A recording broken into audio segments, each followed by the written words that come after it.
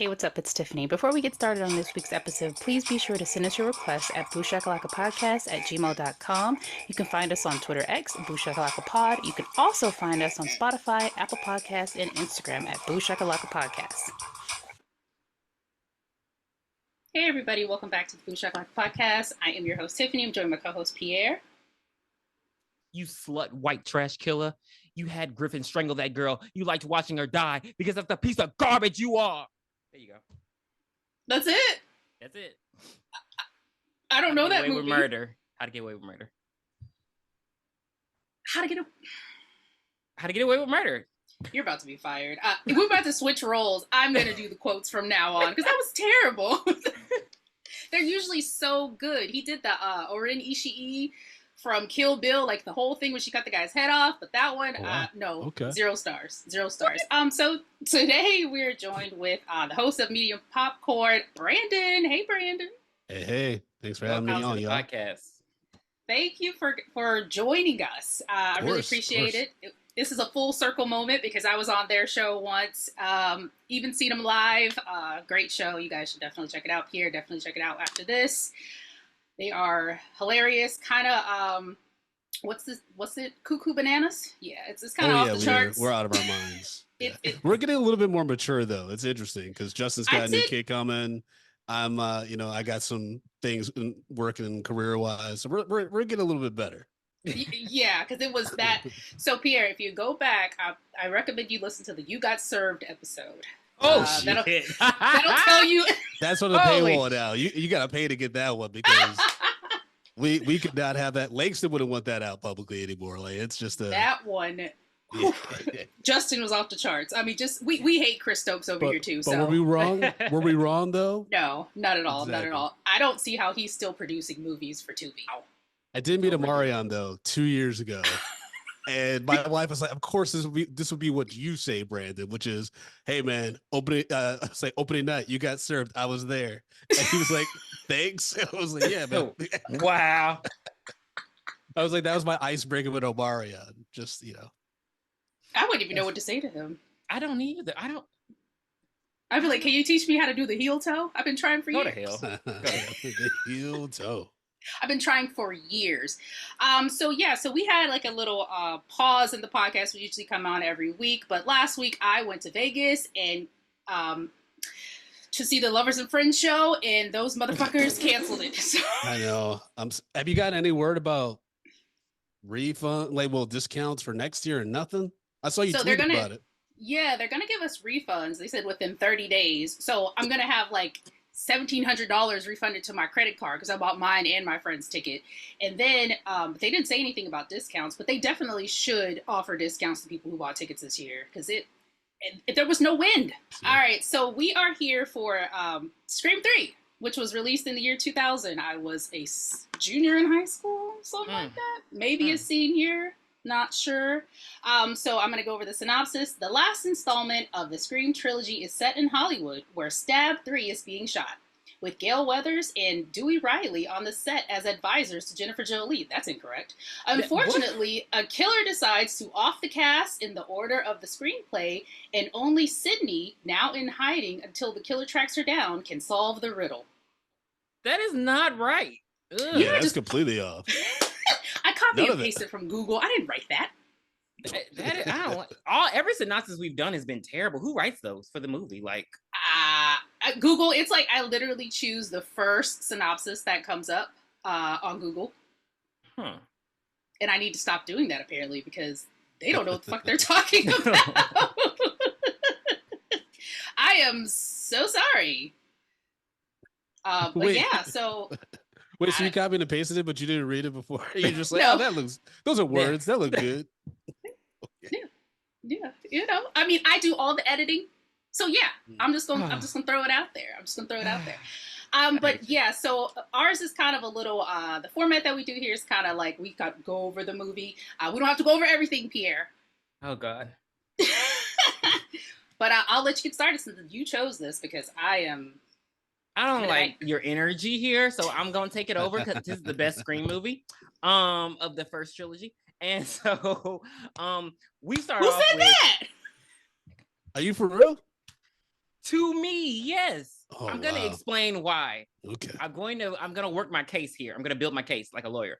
So right, we start Annalise. off with Cotton Weary. And so fast forward from Scream 2, Cotton Weary is like this big successful talk show host. Apparently it's a trashy talk show host. So I mean a trenchy. Yeah, like a Ricky Lake kind of Yeah, thing. like so that was confusing. But I was like, well, maybe he's just kind of the kind of guy who just wants to get rich just to get rich. So he doesn't care what kind of talk show he's on.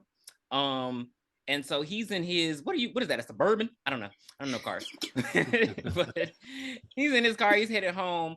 He's talking to his agent about he's complaining about being in Stab 3.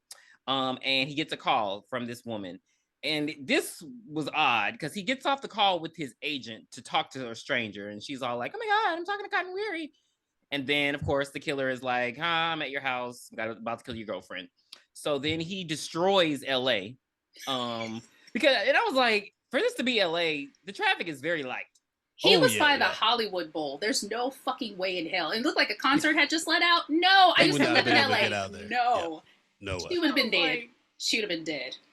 But the thing that got me the most is the whole time he's just beeping the horn. He's not calling 911. Why didn't he call 911 and tell them to show up at the house? I didn't think about that. And now I'm angry. What? I didn't think about that at all. Yeah, logic wasn't very good, but at the same time, when you learn that this movie was written on the fly, you understand like there was no real thought into how any of this is supposed to work. You know what? I feel like this was a different movie, and then they altered it to make it a Scream movie. I really don't think this was a Scream movie because it doesn't feel like a Scream movie at all. Well, the writer Kevin Williamson for the first two, who created the Scream franchise, he couldn't do Scream 3. They completely discarded his draft. The dude they hired to do this is why I hate the screenwriter. His name is Aaron Kruger. I hate him because he did not watch any of the Scream movies prior to getting hired to do Scream 3. He just wrote this shit. Like he had no cadence for the characters, no vibe. He just, and that's Wes Craven ended up doing a lot of like uncredited rewrites because he's like, this isn't even Dewey or Cotton. Like, who are you? Who are these characters? That's why they all seem very Scooby-Doo-ish in this movie. Which is why that Pierre likes this one. It's very Scooby-Doo. It's just like, oh, who's the murderer? Oh, let's all get together in a mansion. That makes no goddamn sense. Tyson would not do that. As observing as this black dude is, he would not be like, let me hang out with all these white people in this mansion.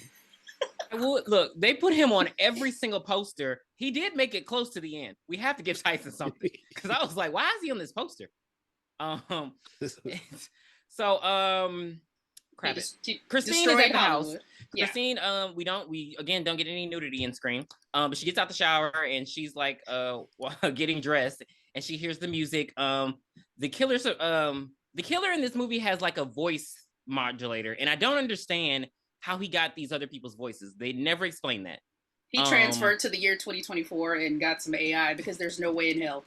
Because I was like, even in the assembly cut, they show him like burning like a mini CD and shit. But even then, like you're right, Pierre. Like, how would he be able to rip Sydney's voice specifically? Like, how you get that if you haven't been able to find her?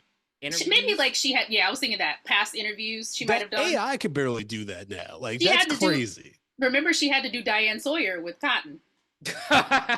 Well, that's like what he had to record like on a tape player on the TV and then make that crystal clear. That's insane. He was making one of them voicemails that we used to make for our phone. Hey, I'm not by the phone right now. I'm leaving a message after the tone with some music in the background. The killer chases her in the house. She locks herself in the room. He keeps he's using the voice modulator to make it seem like it's Cotton. So she's like stuck in the room. So this was where it's very weird because I was like, so she's just been in there this whole time. As the Scream killers are notoriously strong, and so when Cotton gets there, after he kills like 37 people on the freeway, he runs in and like he just immediately busts through the door, and I was like, the killer didn't even think to do that. Like, it only took him like twice to bust through the door. Oh, I thought he was already in there. No, like he was like because he goes in. Christine's in the closet and she hits him with the club, and then. When she's like, why do you want to kill me? Why do you want to kill me? Then the killer comes from another room. He comes into the room and stabs her in the back. She's by the door. Oh, I have a question. And this is a real serious question. So besides the voice modulator, how were Christine's feet continuously wet?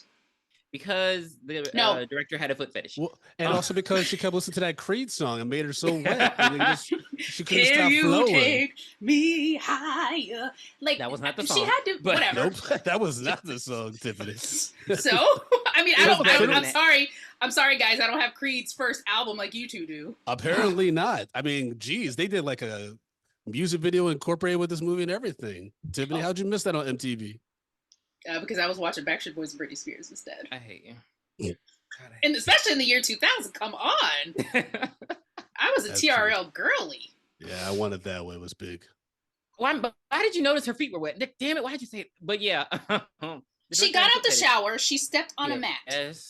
Yes. She walked in the hallway. Yes. They had a close-up on her feet dripping. She went to the bedroom.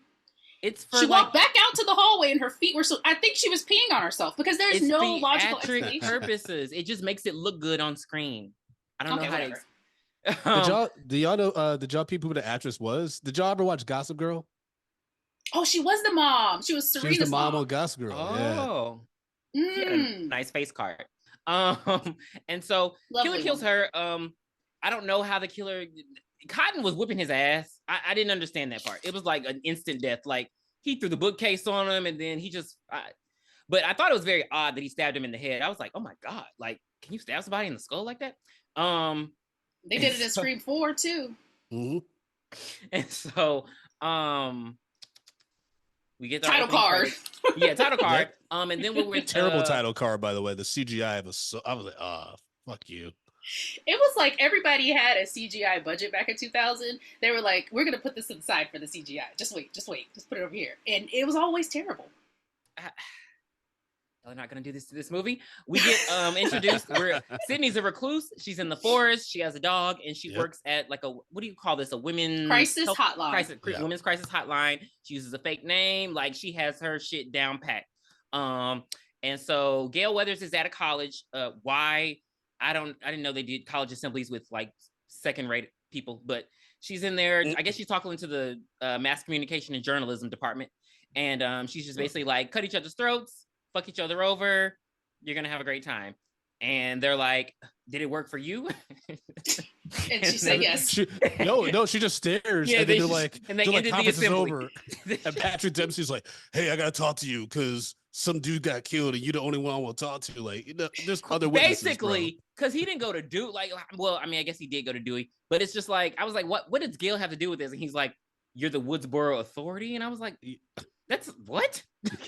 She doesn't do journalism there anymore. So yeah, Patrick Dempsey, after his nose job, shows up and what? Go watch his old movies. Wait, time out. I went and looked him up. I was like, why is he ugly in this movie? He looked so ugly in this movie. I'm like, he had a nose job. He's beautiful. He had a nose job. And that's okay. So after his nose job, he shows her the picture of what looks like Rose McGowan, but it's not Rose McGowan. It's Maureen Prescott when she was younger. So you mean did Gail know who it was?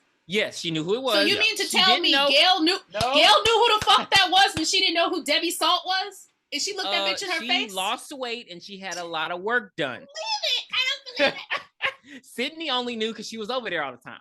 And so I mean, that kind of makes more sense than this shit because Debbie Salt was just or Billy Loomis's mom, she would just be such a random person that like she maybe glanced at a photo when she's doing research and that's it. Like, yeah, she doesn't matter because I mean she left town. And so Gail like, she's like, whatever. Gail takes this information and she goes to the Stab 3 set. Didn't know you could just walk into those. And so she walks in. Literally everybody knows her. We get introduced to the cast of Stab 3. And they're all like freaked out because Cotton died, and the police are there and everything. And Gail's walking around basically looking for Dewey because she wants to tell him about what she found. Dewey is she didn't know he was there, right? Now. Yeah, she didn't know he was there. No, remember because when he pops up as Jennifer Security or like whatever, she's like, "What are you doing here?" Yeah, and so he's like Hollywoodified. Why did I do that? Because he has like the gelled back hair. He got on a suit. He's not limping that badly anymore. Notice that. And he's just David like, Arquette was real inconsistent with that. He's just like, yeah, I'm cool now, and I don't have time for this. Like he's just I'm like, you know who he was acting like? He was acting like his character Doofy in Scary Movie at the end. I mean, yeah, at the end when he switched, this whole that's movie who he was acting like. This whole movie is incredibly silly compared to the first two. Like the second one was extra dark. Like the first one's dark as fuck, but the second one's pretty morbid. And I remember like my best friend and I, we saw this movie opening night, and afterwards he was angrier than I was. He was like, "Yo, I go to a horror movie to scream, not to try to laugh and piss my pants. What the fuck was that?" They definitely added comedy elements, and I think Jennifer Jolie is like the epitome of that in this movie. Because like, I mean, even the names that they gave the actors, where they're like parodies of like actual actresses and actors, I was like, oh, that's interesting. Tom Prince, exactly. Jennifer Jolie and Angelina Tyler, Tyson. Who? Wait a minute. Was it Tyson Beckford? Yeah, Sarah Darling. Yeah, Sarah Darling. I didn't get that one. Mm-hmm. But anywho, so yeah, and Dewey and Gail, they do their little thing where they bicker. She shows off her terrible bangs. Okay, I was gonna say that was the real killer in this movie. I was like, why did they do that? Because she looked so good in the second one, and they were like, let me downplay her because I didn't understand what was going on. I think that was David Arquette's idea. No, yeah, he was the one that suggested them, and that's hate women. He hates women. No, he wanted to get divorced, and that's what it was. And so, they kick her out because no press on set, even though she's working with the tech. I don't know. That was weird. It was weird. We get a Jay and Silent Bob cameo. Again, I hate that so much. I hated so many things about this movie. This Weinstein company, it was terrible. This is just, that is just really weird that they allowed this to go, to be made, knowing the shit that they were doing behind the scenes. It's so odd to me. No, that's why I'm glad you mentioned it early. That's why I think this was a great movie, because the theme was very like shining a light on Hollywood. And I was like, wait a minute, did Harvey Weinstein produce this? The Scream series is actually pretty good with that, but predicting like the trend, like the dark trends in like society in Hollywood. Like the fourth one, they predict like, people doing crazy shit for fame, like violent stuff for fame. Like they were ahead of that. So like, and then also the 5 is about the toxic fandom, and now look like, fans are incredibly bad to the point where people are quitting projects or like, becoming recluse. So yeah, they were on top of this before the Me Too movement. Exactly. Because I was like, wow, this is very, and they danced around it a little too much for me. They never said the word, the R word. That's why I was like, So anyway, Sydney's dad is at her house. And that's how that's how Roman found her. This is the last time that we see him in the franchise. I was really pissed about that.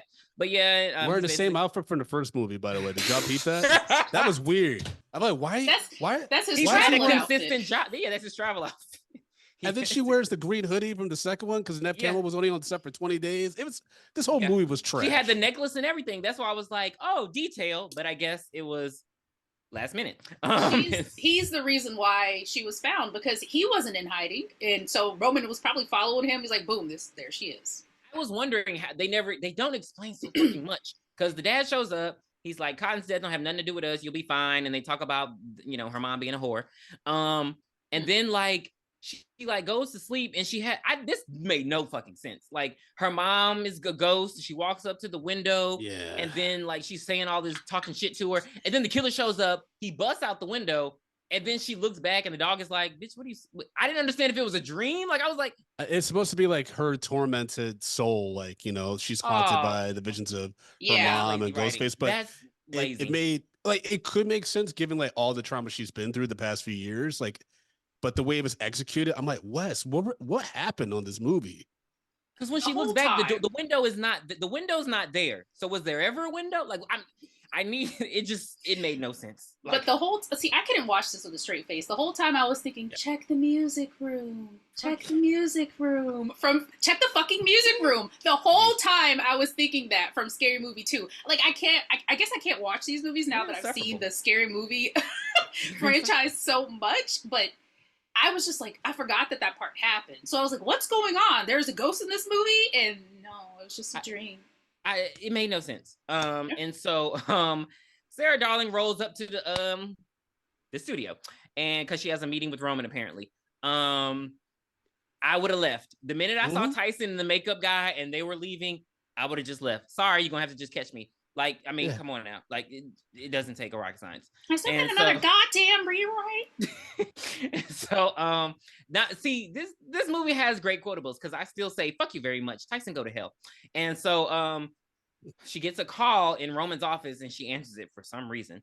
There are a lot of unnecessary phone calls being answered, and so that's when Roman is like, "Hey, we're gonna go over the script," and they start doing it. Of course, the killer gets weird as he always does, and he's like, "I'm gonna fucking kill you today, bitch." And so she like basically she runs towards the door. She sees a shadow of security. This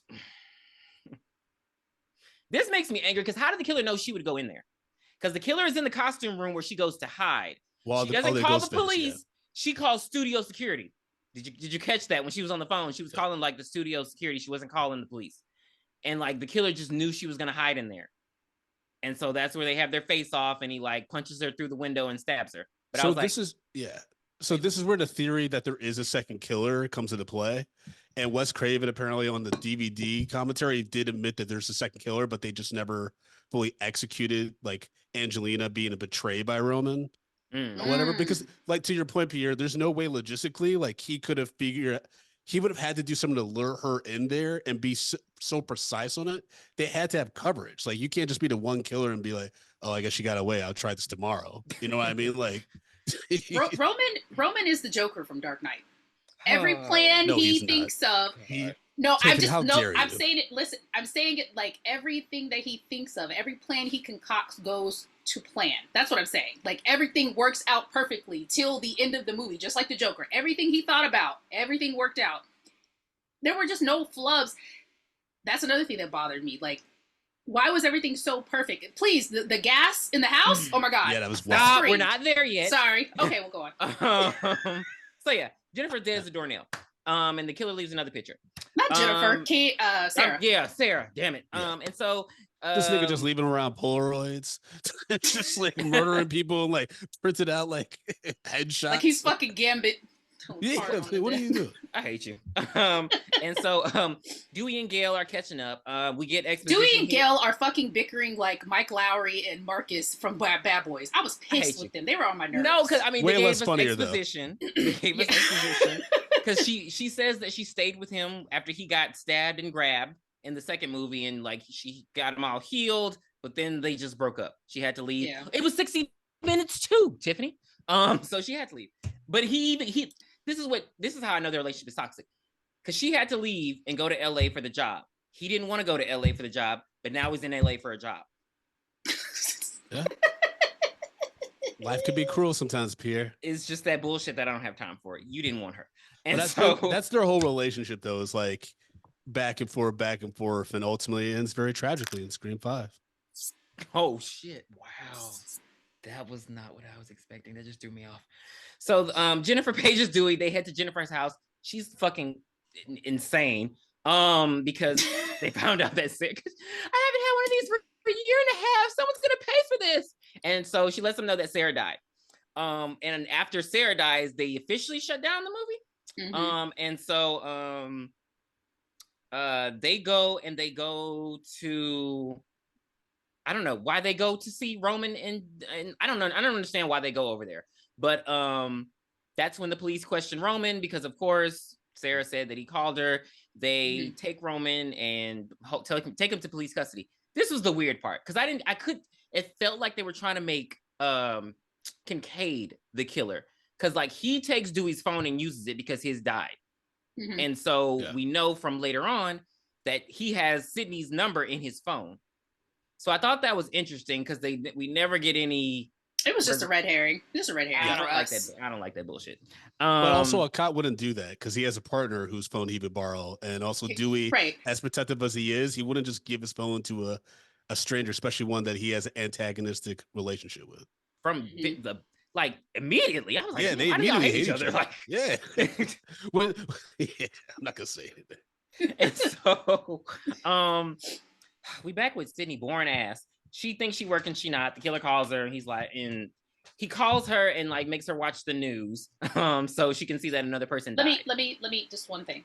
Go So ahead. in Scream 2, Sydney was a badass. The first person that called her phone when she was in college, she's like, I'm going to call the cops, you fucking asshole. Your number is such and such, such and such. In this one, she's like, what? What do you want me to do? Turn the news on? Okay. That just proves your point, Brandon, that this guy knew nothing about the characters. Because what the fuck was she doing? Like, she's a loser in this movie. I'm going to say this. It's very ironic that we're doing this on Mother's Day. Maybe it dealt with a lot of the trauma with losing her mom because it was her mom's voice. So maybe it caught her off guard. Like she never really reconciled with like her mom. Like so maybe I'm just gonna give the writer that maybe he was pushing the mom thing because it wasn't like he just called as himself and was like, watch the fucking TV. It was her mom. So maybe she's just like, I have these unresolved issues with my mom and it's her voice. Let me do what she. Stop. Just go on. Because I'm not Here's my accepting thing, that. though. Here's my thing, though, right? Roman's main objective is to kill Sydney, correct? Correct. So if he has her number now and he has all this technology, he could easily just find her location and just murder her and then game over, right? Like, why does he have to do everything else afterwards? Because he's a director. Why would he want to lose his own job? He's a theater kid and he has things to like. That's a good point. He's a theater kid. He's so dramatic. Yes, he's Act 1, Act 2, and Act 3. He's the one that should have got her ass in Scream 2 then while she was up there doing Agamemnon. Fuck you. They have a rap party at Jennifer's house. She's obviously a very famous actress because this house is huge. And so, they're over there ripping out the pages of the fucking book. Gail sneaks up. I don't know why she's eavesdropping when she clearly like was with them before. So it's like, why couldn't she just walk through the door? I didn't understand that. But their bodyguard, who is Joe from Family Guy, he brings her in and the fact that that's his regular voice is crazy. But he sounds like an asshole. Like, see, I wasn't gonna say anything, but Brandon, have you ever watched home movies on Adult Swim? Of course. You sound like the coach. I do? Yes. Oh, okay. I didn't see that coming. I've never seen it. You never just go watch a clip on YouTube. I know what you're talking about, but I thought we were talking about Patrick Warburton. No, I'm talking about your voice. Oh, it's okay. been killing me this whole time because I'm like, I'm Plot watching movies now. I did not see that. Now I'm gonna go watch it. Like literally, the coach is hilarious, but he sounds just like. All right. So Joe is he's a fucking asshole. Like he's been an asshole to Dewey this whole time. Dewey just gets shit on this whole movie. And so this is where it gets weird because like all of a sudden the actors just decide to disappear and go off, and I'm like, why are they hiding in this house? Like, what are y'all doing? And so Gail and Dewey, they go. The power. It's about to happen because Gail and Dewey, they go and they compare the pictures and they see that Maureen was like an actress, and they're like, what the fuck was she doing there? That's when security guard, I don't know why he's in Dewey's trailer, but he makes a very, I was so glad he died after he said this because he talked about Tatum's death. Yeah. And I was like, what kind of shit? So the killer kills him. Well, he stabs him and beats the shit out of him with a pan. And I hated that. Like, you have knives, bro. You don't need to pick up a pan too. Like, just keep stabbing him. And so for some reason, everybody decides to do jump scares. And so that's when the door bursts open. They see the dead security guard. They run in the house. Dewey's like, don't panic. Lights go out. See, they were doing a lot of fucking Scooby-Doo shit. Now you see it. So they run outside. All they needed was a dog with a hearing problem, and it would have been perfect. And a fucking couple of sandwiches. They run outside. They hear the fax, and the fax machine is giving them I don't know, fucking spooky notes from a script.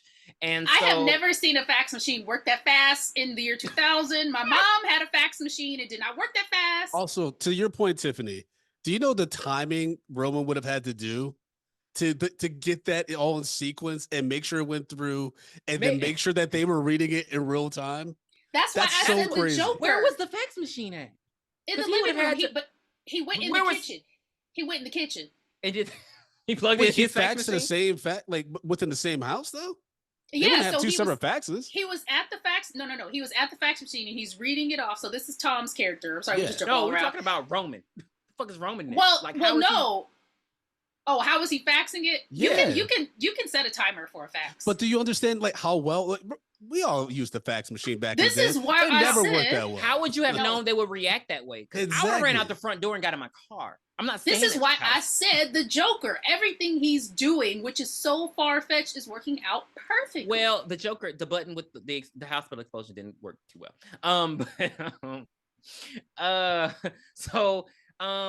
They're reading the script and then Dewey rushes them all outside and Jennifer's like, I want to know what happens. Why? You were like, Gail, Why would they want to know what happened? And so Tom runs in because he's like, I gotta know. So stupid. And he grabs like he couldn't, like, they're making it seem like he can't see even though there's a light outside, and so he has to grab a lighter and take it into the next room. And he's like, and that's when the killer will grant mercy to whoever smells the gas. I thought this was epic. However, I fast forward. I rewind it a couple times because if you notice, Angelina's out there with them, like when they all go out. But when the house explodes, you do not see her again until when they get down there. And I was like, you can tell that they were trying to set this up, but they set it up terribly. Great explosion. I thought the explosion was great. I don't care what y'all say. This was great. This is a great moment to put in the trailer. And so they fall down the hill. The killer attacks Gale. Dewey shoots him, and he rolls under the car. He has time to pull the picture out. That was so crazy. The car. I'm so close to getting caught, but let me make sure I leave this picture. He shot him like 6 times in the chest. Okay, granted, I've never been shot, but I know it ain't I'm immediately getting back up. Even with a bulletproof vest. He has a bulletproof vest, and he works out. I don't know what you want. So Gale and Dewey, when they get bloody, they get horny, and so they start kissing.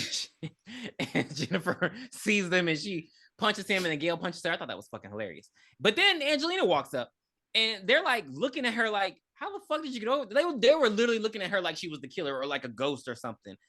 And like they were like, how'd you get over there? And they were like, she's like, are we safe? And they're like, from who? And I was like, are y'all?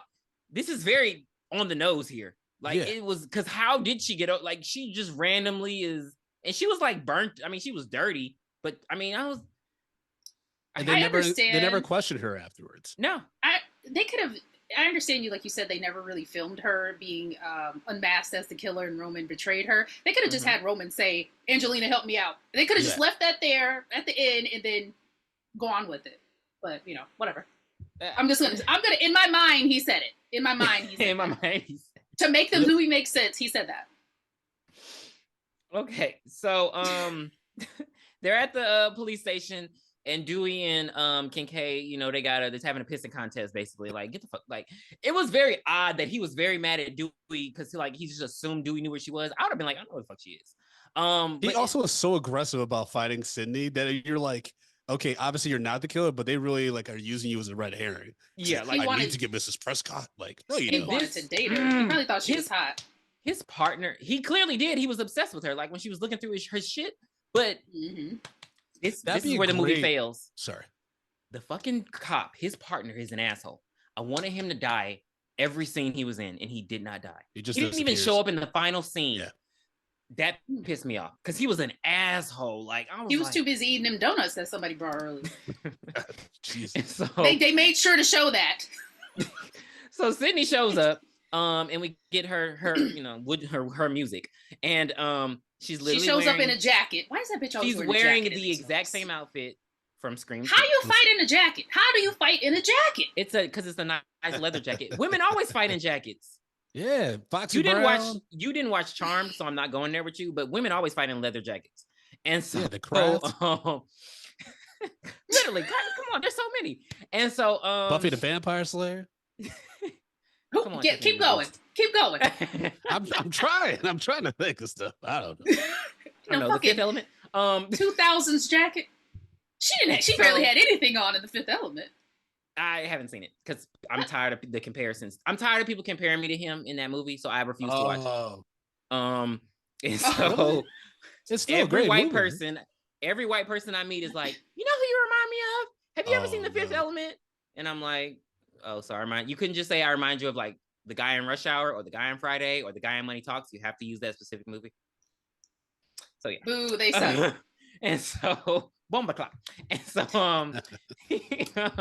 she's literally dressed like in Scream 2. Like I feel like they just took that because she's even like her still wearing Derek's letters is weird to me. Yeah. So I was like, I mean, I get that. How much time is supposed to have passed from the second one to this one? Well, Did they say? Roman says 4 years ago he tracked down Maureen. Damn. So yes, it's all been back to back, basically. Yeah, so this has been like, so that's why I'm like, did you even finish college? Nope. Because college was only like a year, or like barely. It was. I thought it was 2. See, how the hell was it 2 years? Okay, so then this was 2 years. I thought it was 2 years. No, I think they were freshmen. I think that was like the second semester of their freshman year. Oh, okay. I knew it wasn't like the first semester. Oh, that's okay. Why well, the writer. That's a lot. I was like, he should have said 6, because it just doesn't. Because that makes it seem like she just left school. Yeah, it's crazy. But like with the Derek letters and stuff like that, if I were to be creative with the Scream 7 where they bring Nev Campbell and them back, I would do a thing where the killers are actually family members of the victims, like of Derek's family, right? Like let's say Derek had like a sister or somebody. Like it should be like these people that were the collateral damage to all Sydney's bullshit versus like someone who's like they should have been did that. Like they should the last one.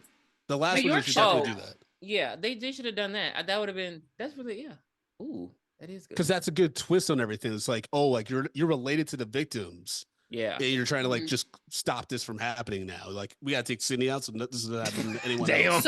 So Martha Meeks. So Martha Meeks is gonna be the killer in Scream 7. Is that what you're telling me? I mean, I said it on the Discord for Medium Popcorn. I said if they were really smart and want to be creative and finally do black serial killers, it should be the Meek twins that are the killers in the next one. Oh God. Take some of the good people, make them the killers. No, because they should have died in the last one. Because they know he got stabbed all the times. Like, come on now. I don't care that Cuba Gooding is your dad. You have to die someday. He's been stabbed a total of I think his character's been stabbed a total of like 18 times. Like between 5 and 6. He's been stabbed. Your organs suck now. Your lungs don't work. Like your kidneys are shot. Your stomach. Like, come on now. Dewey should have been in an incubator too. Like he got stabbed in the spine. Like an iron lung machine. I mean, even though it's not used for that, that's the only way we can be keeping him alive at this point. Because there's no way. There's no way. I hate you. It's ridiculous. So, Sydney shows up and she shows up at the movie set. She shows up. No, she shows up at the police station. Oh yeah. And this is the first time that she don't beat the shit out of Gail. And they actually hug. and so you know, she kind of snap at Dewey. Why you ain't tell me? He's like, bitch, don't ask me why. Don't ask me dumb shit. I didn't tell you because you're fucking like poison, and you are like you bring the death. And so they head to the movie studio because she wants to see the movie studio where her mom took the pictures. And so that's when they run into Martha Meeks. God, with her her shades. I know she got them shades from Cisco. I hate seeing her. I hate she looks really weird. The actress, I feel bad saying that, but she looks weird as fuck. Well, I hate seeing her because every movie I've seen her in, she's been involved in some kind of assault. And I know you know what I'm talking about, Tiffany. You know that movie. Hostel 2? No, the movie wasn't Hostel 2. It was a Lifetime movie where like it was based on a true story where like the baseball players, they like did things to her. You don't remember? Damn. I mean, she was assaulted in Hostel 2 as well. I hate you so much. She's always like a victim because she's like, she wasn't attractive back. And she was also in a Devil's Advocate. She was a little girl. Oh yeah, she's always been a victim. Yeah, you're right. She's always like, she's always a victim, and she's always plays a little slow. That's why we're supposed to believe that she gave us those beautiful mixed kids in Scream 5. Considering, black men dating white women, absolutely. It happens. It don't happen. It don't happen all the time. That's the exact kind they go for. Real quick with Scream 2 though, because the Meeks kids and their last name is Meeks Martin. And Dwayne Martin played Joel in Scream 2. I've always thought that their dad might be Joel from Scream 2. We never saw him. Damn. No, because Scream 2 was set in older, Ohio, and he would have been living in Ohio. He moved all the way to Woodsboro, California. This is all connected though, because Mark, there's a guy named Mark who's mentioned Scream 5 as Sydney's partner or husband or whatever. So that's Kincaid probably. Right, I think it's all going to be fucking connected for the last. Because they never, I hope so, because we never see him again, and he's back in horror movies now. He can do, if he did Thanksgiving, he can do Scream. 7. Sure. 7. Yeah. So they go to, and so she shows them Randy's video, telling him what a trilogy is. I guess he didn't know about reboots at this point. That was crazy. Why would he, if he thinks he's going to die, I'm not going to sit in my college dorm and film a video about, hey, if I die, here's how trilogies work. Like, I'm going to go home. I'm going to leave. I'm going to get in the cab with Joel. Y'all know Randy would not have left her. Well, she should have left with him. Like, come on. Oh, she had gotten her pregnant before he died. And so What the fuck are you talking Man, about? and so this feels like an old school media Paco right here. That's what Brandon would say back in like 2019. We ain't that bad. Mm-mm. And so No. it's time to get me too'd. And so Gail goes off on her own, and she goes and she, I don't know, she decides to go into the archives of the studio. Jennifer Jolie is on her ass because she's like, well, the killer doesn't want to kill me, he wants to kill you. I'm like, girl, at this point, the killer is no longer killing people who are like in the order of the script or whatever. So does it really matter? Like, it just seems like the killer. Why are they still there? Yep. The movie is canceled. She's there because she feels That like is the killer true, wants to still. kill her, but he wants to kill Gail. She explained why she was following. That would have been a closed set. Yeah, they would have sent everybody home. They would have wrapped it. Would they have closed Hollywood Studios though? I mean, they closed the stab set, but why would they? No, but they wouldn't be hanging out with each other. They wouldn't need to talk to each other anymore. When people are done with acting gigs, they never see each other again until the award season. Well, technically, there's only 2 left. I know awards come for stab. Well, there's 3 left in the cast. Tyson ain't around though, so clearly he's smart. Maybe he just lives in LA. He not smart. He go to Roman's party at the mansion where everybody's good collected to die. I'll explain why he went. You're not inviting me. You're not inviting me to a party at somebody else's fucking house. That person that owns that house needs to invite me to the party. I'll explain why he went. It makes sense. Okay, please. I'm gonna get the writer something. And so they go and they see. This was very interesting. I was very surprised to see her. And then I forgot her name just now. Carrie Fisher. Thank you. I was very surprised to see her, and I was very surprised to hear her talk about herself like this, like, oh, she slept with George Lucas, and that's why she got the. I was like, wow, never have I ever would have said that. And so she basically is like, Gail offers her $50, broke, and so shit, I'll take $50 right now. And so Jennifer offers her a ring for $2,000, and she shows them that Marina Roberts, Rena Reynolds, aka Maureen Roberts, yep. And she basically exposes that she worked on horror films for Milton. Which did the horror films never come out? Because how don't y'all know this? I think that they did, but they were just like throwaway movies. Maybe it's because she went by a different name. Okay, I'll give them that. Yeah, she had the stage name, so it's because I was like, but so that's when they decide to go up to Milton. Yeah, and Milton's office. I feel like there was a quotable here too. I don't know. No, Roman didn't say anything significant. He said they called him a pariah. He didn't know what that was. Dumbass. And so, it's Roman's birthday, and they're having the party at Milton's house. He is the studio head. That's why I feel like Tyson went, because he's the studio head of a movie and who's producing a movie. Like, okay, if Harvey Weinstein was producing anything, like, we see Rose McGowan. I see Rose McGowan in a lot of shit. And a lot of he wants to continue. Harvey. He wants to continue to be the token black guy, so he can say that is whack. What were the other 2 things he said? Bling bling. Oh wait, no, that was a non-RT movie. Sorry. Damn. No, that is the movie I'm thinking about. Damn, it's damn. Shit, and that is whack. That's what it is. I think that's why I hated this. I think that's why I did not like that actor, because I remember Dion Richmond in Not an RT movie, and he was like the bling bling. He was like the token black guy. Oh yeah, he was. But he was just so unfunny in that movie. And then he was in this. I was like, oh, this is just getting worse. Is whack. Oh my god! And so that's why he shows up that night. That's why everybody's going, because they want. Okay, I'll take that. That's the only thing that I'll take. It was a very bare party for him to be a Hollywood director, but also he's plotting a murder. Where the bitch is at?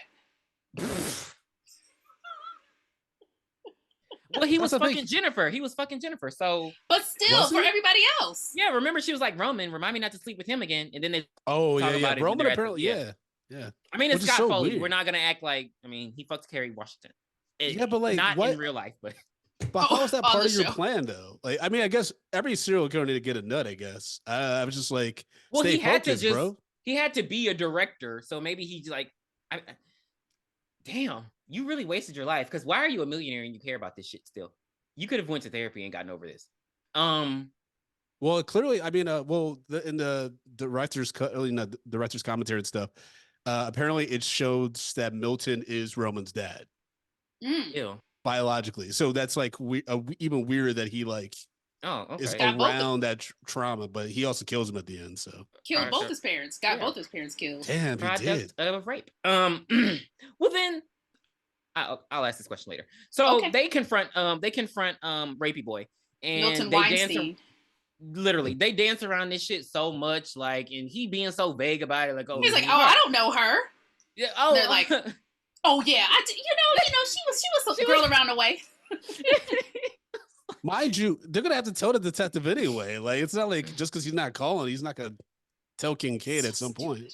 I was like, and so he like, we had parties and they were for men to meet girls like her who needed roles. It was just very. What I'm saying. And he's like, nothing happened that she didn't invite in. No matter what she said in the end, I was like, what the fuck? And then he even like, he was so unremorseful. He was like, she couldn't play by the rules. And I was like, so. Yeah, so that's supposed to, which damn, I guess this was kind of tone deaf because I guess like this was supposed to make her promiscuous. Okay, but whatever. And so they get all that revealed. And then Sydney's pissing, and so she gets done peeing, and she has to have a revisit of not season 1, the first movie where she's in the bathroom. I mean, there's so many fucking movies, you might as well call it season 1. I forget there was a TV show that I haven't watched yet because they took it off. Oh, it's so bad. Oh, it's don't so say bad. that. Yeah, it's really bad. Okay, then I'm gonna watch it. I'm glad they took it off Netflix. There is one season where it's like Tyga and Tyga. Dude, they had from a black season. Kiki they Palmer's in it Kiki too. Palmer and and RJ Seiler. Yeah, it's a really weird. That's the last season of the TV show. It's wild. Sydney got this mace on her. She don't have a gun, but she got mace. It's like, let me stay focused. And so she busting on Angelina being fucking weird. Of course, she got a mask on her. She got a bunch of shit. She like, oh, I want. She couldn't find a bag. She couldn't wrap the stuff up in the. She couldn't wrap it up. She caught the killer in real time. Yeah, true. She could have wrapped it up in her wig. In the robe. Like, take the robe and wrap the stuff in the robe so it looks like she just has a little bag, like she's running away from home. Who is that actress? Because she's fucking not the actress, but she's dumb. Like, this whole movie, Angelina pisses me off. And so she's just like, I wanted a souvenir and I wish it would have worked out. And so she goes off, but she leaves her brush. And Sydney, Girl, I would left that fucking brush there. No, because this is where Sydney becomes a dumbass bitch. You knew the way you came in to come into this bathroom. Why did you go the opposite direction? Yep. They could have mailed that brush to her. I would have took it to Lost and Found. I've done that before. You don't know her. You don't trust anybody. You changed your name. You live in seclusion. Right. You're gonna show up in a movie set where people are dying, and you had lured out. That's why I'm like, I hated this writer. So she walk on set, and then we get this moment. We hear all the music. It was very nostalgic. Maybe that's what they were trying to go for. This was the reboot before the reboot. And she literally walking around set. Why? It's trauma. So it was her house on one side? It was her house on one side, Stu's house on the other. Okay. Because that's where she sees like the Tatum remains and all that. She go up and look at her room and shit. How did they get her room exact? Please. Motherfucker. Please. No. They got her room exact because the police had to take pictures of the crime scene. When the hell do they give police actual? When do they give directors actual police evidence? In 2024, if you get murdered today, somebody can go up there and sell your pictures to TMZ if you're famous. Yes, absolutely, absolutely. Come on now, we're not about to play. If they this is the year 2000. They were still trifling back then. We all got a trifling cousin who worked at the hospital. It was even worse. A trifling cousin who worked at the hospital and the police department who will do it for 40K. Oh yeah. Let's not lie. Okay. Come on now. And so she in her room having flashbacks. Why she had flashbacks about Billy? I was really fucking. I was like, girl, like, was it that good? I want to believe she. It couldn't have been. She was a virgin. Hell no. Because I was like, girl, why are you reminiscing about Billy? And so she hears noises and she does that fucking weird shit with her room door. And she where she like puts the closet at the door. Oh, and yeah. So yeah. and she gets her mace out. The mace don't matter because the killer grabs her from fucking behind. That was the best like killer move in this whole movie. I was like, damn, Roman. And and so he like, but I don't know, it's like he's not as strong as the other ones Cause they do their little chase scene. She throwing fucking food at him from the set. I'm like, girl, stop. I don't think he wanted to kill her because he could have killed her. I don't think he wanted to kill her right He then. wanted to torture her because he does that thing where he's pretending to be the mom under the bed. Remember, wasn't she? Oh yeah, that's what. Thank you. Yep, that's why he didn't kill her. She's supposed to be framed, and so he wants to destroy her. To fuck her up mentally. Yeah, he wants to destroy her legacy. This is him and that Jill Roberts shit about her having a legacy pisses me off. But yeah, because he tortures her with the whole, I'm the mom behind, like on like the dead. Why did they have that scene in there? Like her rape murder scene. That was weird. Yeah, that was wild. And also, fuck Dewey for being like on set for all that. Yeah, that's so crazy. But it makes sense. No, it makes sense because that's how they knew Dewey. He's the technical advisor on the film. That's how they knew. That's how they knew because he was the one who would have been there at her mom's crime scene too. So yeah, that's how he should have had the answer for more of that. That's how the writer didn't give a damn, because like I would hold him accountable if like he's supposed to be as close to Sydney as the first two movies posited. He'd be like, why would you be around this? Why would you be involved with this trashy horror sequel about our lives? It's very unlike him. Again, he shouldn't have never been in LA. He should have been. So wait, riddle me this: Stab 3 is supposed to be a sequel to Stab 1.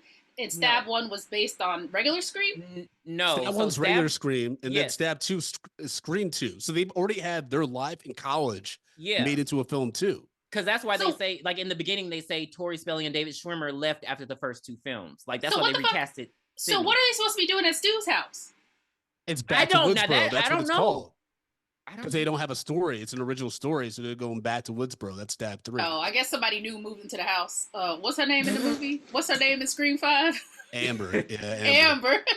Yeah, so Amber. Yeah, it's like that's why. But yes, Dewey still shouldn't be there. But I mean, he even redid the thing with his sister, so he clearly don't give a fuck. That's wild. Because it's just very odd that he's Hollywood. Money talks, baby. Money talks. So she fall out the damn set roof and they of course they come now they want to come because they've been looking for her this whole time, and she all freaking out, and she just goes through a lot of fucking trauma and shit, and she calling Dewey this whole damn time and he don't show up. And so yeah, that's Sydney's journey. I'm sorry, now we're at the party, and so yes, Sydney's goes back to the police station with Kincaid, Dewey, Gail, and Jen. Maybe they go see Milton after this. Yeah, maybe they went. They did, but it's fine. It doesn't matter. Okay, but yeah. Anyway, they're on their way from Milton to the police station in Sydney, but then they get a phone call from Sydney saying, "Hey, I'm going to the Hollywood party." I'm like, what the? They don't even. When Sydney got off the phone, she didn't even say bye. She just hung up. I would have been like, this ain't Sydney. You better say bye to me. I hate it to this day. If somebody doesn't say bye, we both say bye. You'll just hang up. And so they decide to head to the mansion, which was because she don't know them. So like she literally doesn't know any of them. So even with her saying, "Oh, I'm with Kincaid," why would Kincaid take me to a Hollywood party mansion? Made no sense. The crime hasn't been solved. Like it's just, why are we going to a party? So they go to the party and it's dead. Like you said, where the hoes at? With the little girl. Hello. This was the bad girl said bad. But what's her name? Bad Barbie. And so where the hoes at? And so it's just literally the cast. They don't have music. They don't have the set people. They don't have like the camera crew. They don't have none like the grips. They didn't have no meatballs. They didn't have any food at all. Wow, there really wasn't no one there. They had just champagne. They had no food, no music. They just sitting there in the house. And so I didn't even see the cake. And I would have left. Where the food at? Okay, I'll go pick it up. They show up and they're like, "Where's Sydney at? She's supposed to be here." And Roman like, "What the fuck you talking about, bitch? Sydney right there." And Jennifer like, "Bitch, no, like no." That was so stupid. That was so fucking stupid. Like, why? You know goddamn well we're not talking about her. This ain't Tropic Thunder. People ain't stealing carrots here. What are we talking about? That made no goddamn sense. And so they decide, like Solange, that they are going to go look around the mansion because Milton has all these secret rooms, and we're gonna go and see the secret rooms in the house. And it's supposed to be like a secret movie room or something. There's a secret. What do you call it? Screening room. And so Tyson is the voice of reason, and he's like, "Why the fuck would we walk around in this mansion when there's a killer on the loose?" And so like a black man, the white woman says, let's do it. And he does it. And so him and Angelina go off. And so they go in the house, but they still split up. I didn't understand this part. So Roman and Jennifer, because they fuck, they go together, and then Dewey and Gail just stay in the living room. Mm-hmm.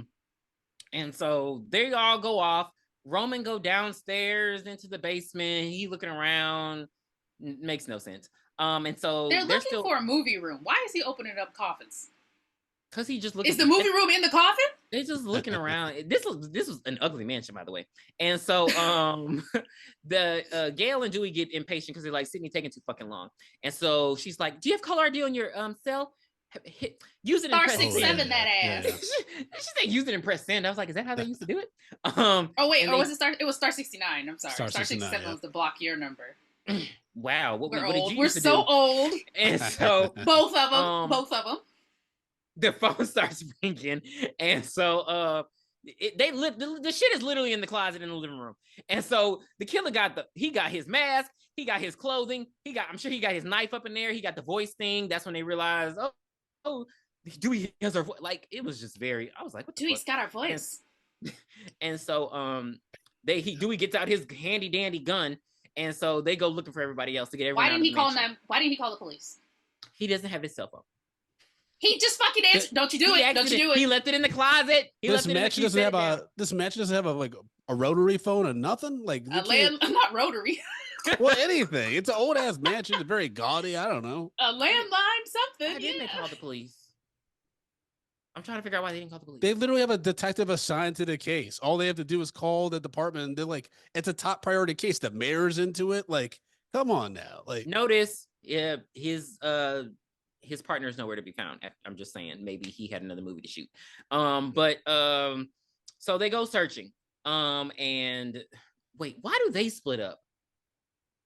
Look, he gives Gail the gun. I'm sorry. He gives Gail his gun, and then he goes searching armless. And so Gail goes and runs. She finds Jennifer, and that's when she finds Roman's dead body, and she finds Jennifer. Why was Jennifer went down in the basement, hid behind shit. That was weird. That's when I was like, is Jennifer the killer? Because I was like, why is she just hiding down there with a dead body? That was we never figured out how Roman did the switch and like made it plausible for Jennifer to believe that he was killed. You know what I mean? I didn't think Jennifer saw his body first. Jennifer did. I think she was just hiding, but that was weird. No, so too. I'm thinking she went down there to find Roman and heard a noise and then hid instead of running back up the stairs. Okay, but he was just sitting down in the coffin, though. You do realize he's just in there. So what if no one was laying down? Yeah, he had a fake body. He was laying down. What if nobody went to find his bitch ass? True. What if somebody saw him coming out the door? So many what ifs in this movie. So many. How did Gail not? What did he do to slow his pulse? He held his motherfucking breath because he's a swimmer. Work. He swam in college. That doesn't work. He took that thing that slows down your heart rate that they used in, I don't know. He took a tranquilizer like in Freddy vs. Jason. And so, or maybe Gail just don't know how to check it. She's a fucking journalist. And so, like, come on now. It's like in when they check the pulse in I Know What You Did Last Summer. They don't know what the fuck they're doing. And so Jennifer and Gail, they run off, and and Dewey is still looking for Tyson. But he couldn't find Angelina because she ran in the room, and apparently she found a secret trap. And so basically, he tells Tyson, like, okay, some shit's going on. Let's get the fuck up out of here. So Jennifer and Gail, they run into Angelina, and she's like, I found a secret passageway. And they're like, the killer's here. She freaks the fuck out. Mm-hmm. And then she let it all hang out. She like, look, I fucked this old man to get this role. I'm not dying here with you bitches. Y'all ain't got no careers. As soon as she said she found the secret passage, the movie then went from Scooby-Doo to Clue. Because I felt like I was watching Clue. And we should have got 3 different endings. And so, there were 3 different scripts. And so so Angelina runs off and immediately gets killed by the killer. I was like, damn, like, why would you think that you always go in groups? Because he can't kill all of y'all at the same time. If you're not stupid. If you're not stupid, he can't kill all of y'all. But we see how stupid they are because they all did have a chance to gang up on him and did not. And so, Angelina dies. Nobody cares. And so they run and they find Dewey. Gail gives Dewey his gun back. Immediately, Dewey gets punched in the face. I laughed out like, loud. I laughed so out stupid. loud. Shit out of him. He was like, blah, blah, blah. I mean, And so they all run into the same room. So it's three of them. It's Jennifer, it's Tyson, it's Gail. They got the killer. Dewey only got punched one time. Get your ass up. And so so they all in there. Jennifer go and hide in the closet. But Dewey come, he tries to tackle him a little bit. He slices the fuck out of Dewey. I was like, damn, what kind of knife is that? And so and he punches Dewey the fuck out. Tyson should have left. Tyson should have left immediately. Like when people were like, with Dewey and Gail show up, and they're like, aren't we supposed to be here? And like, there's miscommunication. I'm like, nope, that means this is a trap. Tyson tackles the killer with the knife, and like, I get the theory, but hold his hand. Like, there's a way you tackle somebody when they have a weapon. You don't just leave their arms open. So of course he gets stabbed in the gut. But then Gail hits him in the head with the base. I thought that was pretty good. I mean, I was like, y'all jump him. Like, they don't be. They're like, that's just like in movies. Like, think Kill Bill. They went 1-on-1 for the bride. If all of them would have jumped on that bitch, dog piled on her, she would have been dead. That's just what they do. That's why it was iconic. That's because they didn't want. They weren't. I'm gonna wait till he dies. Then I'm going in. They weren't supposed to kill her. They were just supposed to whop that ass a little bit. Because she's pregnant. I did notice how nobody kicked her in the stomach. She was not pregnant. I'm talking about when she was fighting the crazy 88. She was not pregnant. Oh, I thought you meant when they had her at the church and they was beating that ass one by one because they did. No, I'm talking about when 88 fucking people were trying to kill her and they couldn't. But anyway, yeah. So Tyson's dead. I was gonna try to write my way out of that one, but fuck Quentin Tarantino. And so they pulled the rug under Tyson too. It was again so Scooby-Doo. Oh, I thought his neck broke. I was like, why is he so set on killing this black man? It felt a little racist. Oh yeah. Because I was like, why are you he's gonna bleed out? Just because he's talking about everybody else help. That was very black of him. Please help. Like that. Well, no, that wasn't very black of him. You ain't clean gone from the damn police. And so I remember when he was running down the stairs though, and he's like, "Oh, you motherfucker!" I remember people in the theater were like, "Oh," I'm like, they got this black man cooting and scream. Yep, they did. They definitely. That is whack. That's what he should have said. And so he throws him out the window. Unnecessary. Curse splat. Unnecessary. It would have been awesome if he fell in the pool. And so Tyson's dead. And so the killer got to run all the way back upstairs. So what does he do? Well, while Jennifer's in the closet, she gets into a booby trap. And so she running around. The killer comes through the damn door and immediately goes after her. This was the saddest death in the movie. Because she literally could have survived. Why did Dewey hesitate? So Gail, get back. Gail, get back. I'm gonna shoot this window over here. Gail, get back. Gail, the mirrors are moving. I was like, I hate it. I hate everything. So he shoots the glass out as the killer's coming after her. Of course, she's at the last one, two, three. But during this moment, this is when we get the reveal. I said this to you in another Scream episode review that we did. That's when you would get the reveal that Gail was the killer in Stab 3, which I thought was very interesting. I'm very mad that they didn't go with that. And yeah, she dies, and Gail pretends that she cares. But interesting enough, even though the killer's behind the glass too, where does he go? Because he kills her and she falls out of the glass. He goes back out the way he came in. Yeah. But the other windows were out. So where did he go? There was thinking that too. I feel like he stabbed her before they blew the no, glass but out. You would have seen him run back. You would have seen him run back through the other you would have seen windows. Right. And you know something they never do in horror movies? They always run from the killer. Bitch, I'm chasing you. I got the gun. I'm chasing after your ass. You finna be the victim now. Quite literally. And they shoot him so much, and they shoot him more than they've ever shot a killer. I did my research. I had to look up how many bullets are in a police issued gun, and I was like, okay. How many? How many are there? It said 13, and he shot him 12 in the end. Oh, I hate you. And so I do my research now. Wait a minute. The killer grabs Gail, and then they fall down the stairs. But now that's what I was like, oh, because who are they looking for? Because no, they were looking for somebody. The killer? That's what they look. Were they looking Because for Tyson? like Sydney wasn't there yet. Were they So looking like, for and Tyson? everybody's dead.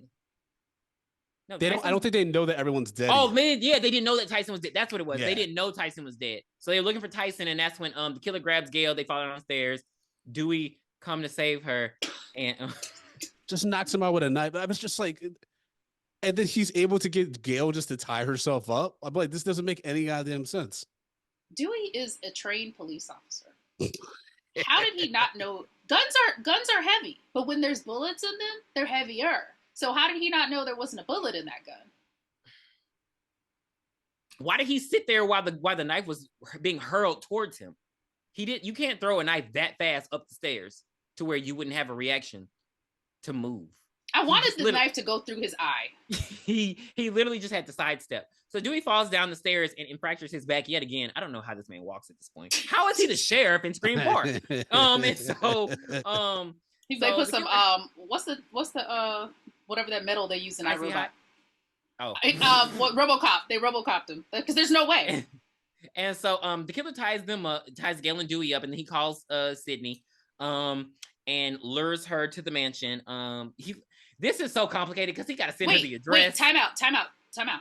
So I caught a little bit. I'm pretty sure people didn't notice it. So Sydney is going through her file that Detective Kincaid has, and she's going through pictures because he wants to fuck right. Right before her phone rings, she flips it up, and there's a picture of a little boy. Did you guys see that? No. Yeah, so she's flipped. So go back and watch it. So she flips up the last picture, and it's really, really quick. And the phone rings, and she puts it down, looks away. There was a little boy in the file. Go back and look at it. So I'm thinking, hell, maybe that was Roman. You know, when he changed his name or blah, blah, blah, blah. There was a little boy. I promise you. I rewound it like 4 times to make sure. Interesting. So check it back. Check it back and look it up. So we're gonna the killer lures her there. He says he's gonna kill Dewey and Gail. I understand why she cares about Dewey. I would have been like, kill Gail. But and he's like, she can't tell the police. So she managed. So he had to text. She can write it on a piece of paper. She had to text. He had to text her the address. Because how does she know? How does the killer know? And so he texted her the address. How does she know how to get there? She ain't from LA. He texted her the address. She had to get a car. Wait, did she call a taxi or how did she get a car? That's what I was wondering. Well, no, she drove because Woodsboro, all this stuff is in California. Yeah.